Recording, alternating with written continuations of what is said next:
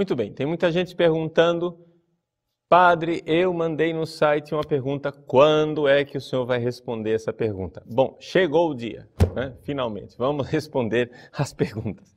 Então, só que você compreende que o negócio é imenso, né? Ou seja, essas páginas que estão aqui, cada uma delas é um e-mail diferente, com uma pergunta diferente, daí você imagina o volume, né? É evidente que nós vamos poder responder cada pergunta individualmente. Vamos dar prioridades, né, para aquelas perguntas mais interessantes e, sobretudo, para aquelas pessoas que são assinantes e que estão fazendo o curso de catecismo. Claro, aí eu tenho que dar um feedback para o próprio curso de catecismo, tenho que dar uma resposta para aquelas pessoas que fazem o curso quando fazem perguntas pertinentes àquela matéria do curso que nós estamos tratando. Pois bem, vamos começar, já que a gente tem que começar de algum lugar, vamos começar por algumas dúvidas que são dúvidas bastante existenciais, né?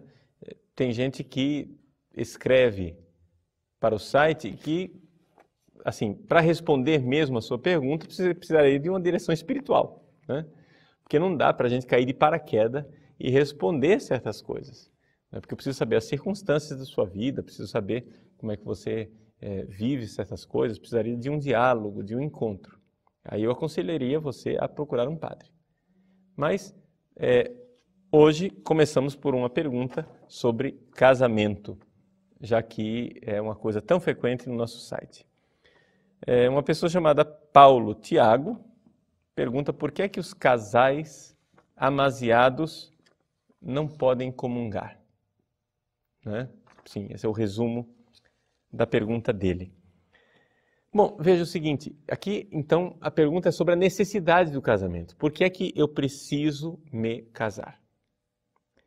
Os animais não se casam, não é? Ou seja, os animais simplesmente sentem a atração sexual e copulam e pronto, está feita a reprodução. Por que é que nós precisamos da instituição do casamento? Isso não é uma invenção humana.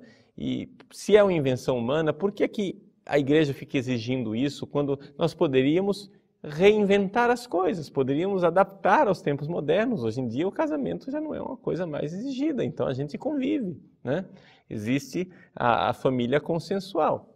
Bom, estou fazendo um pouco aqui o papel do advogado do diabo, estou argumentando do outro lado, não é? Por que é que nós precisamos nos casar? Por uma razão muito simples. Os animais, eles têm a relação sexual que quiserem, como quiserem, do jeito que quiserem, mas eles têm uma realidade que é o corpo. Nós, seres humanos, nós temos corpo e alma. Ou seja, nenhum animal, quando tem uma relação sexual, depois fica em crise por causa do significado insatisfatório daquela relação, não é? Nenhum animal, depois que tem uma relação sexual, fica querendo discutir a relação. Por quê? Porque os animais não têm alma.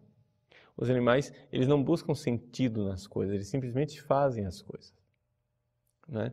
O ser humano não. O ser humano, ele busca um sentido. A coisa tem que atender a um significado mais elevado do que o simples acoplar-se a uma outra pessoa. Não é uma realidade meramente física, somática. Ou seja, o sexo, quando vivido pelos seres humanos, nunca é uma realidade simplesmente física, animal, somática. Ela é sempre também algo de espiritual, da alma. Uma coisa que exige sentido e, portanto, que precisa ser sagrada. O sexo vivido de uma forma sadia precisa ter algo a ver com o sagrado. Até mesmo os psicólogos já conseguem constatar isso. Alguns psicólogos escrevem sobre isso, mesmo que não sejam católicos e não sejam cristãos.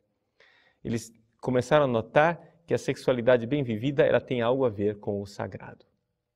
Pois bem, nós cristãos, e aqui começa a resposta propriamente cristã, nós cristãos cremos que Deus é amor e nos fez para este amor. E que, portanto, o nosso tempo aqui nessa terra, O nosso tempo vivido aqui no mundo é um tempo em que nós precisamos viver o amor. E o que é o amor? O amor é um vínculo. O amor é uma realidade que me faz comunhão com o outro.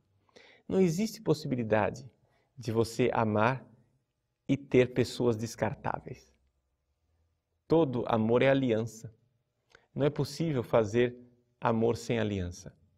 Por isso, se nós viemos a esse mundo para amar, precisamos viver nesse mundo numa aliança de amor. O casamento é uma dessas alianças de amor. O celibato é uma outra aliança de amor. Mas ninguém nasceu para ser solteiro, solto. A palavra solteiro, ela indica um estado de vida que é temporário. Uma situação ainda insatisfatória. Não é? Ninguém diz, qual é a sua vocação? A minha vocação é ser solteiro. Não. Ninguém tem a vocação de ser solteiro. Você tem a vocação de ser casado, você tem a vocação de ser celibatário. São dois compromissos, são duas alianças. Agora, você viver alianças temporárias, descartáveis, é transformar as pessoas em descartáveis. É não ter relacionamento com pessoas, mas simplesmente tratá-las como objetos. É esquecer a dignidade espiritual da outra pessoa. Então, por isso, uma pessoa que vive numa aliança sexual descartável, que não vive uma comunhão de amor, não pode comungar.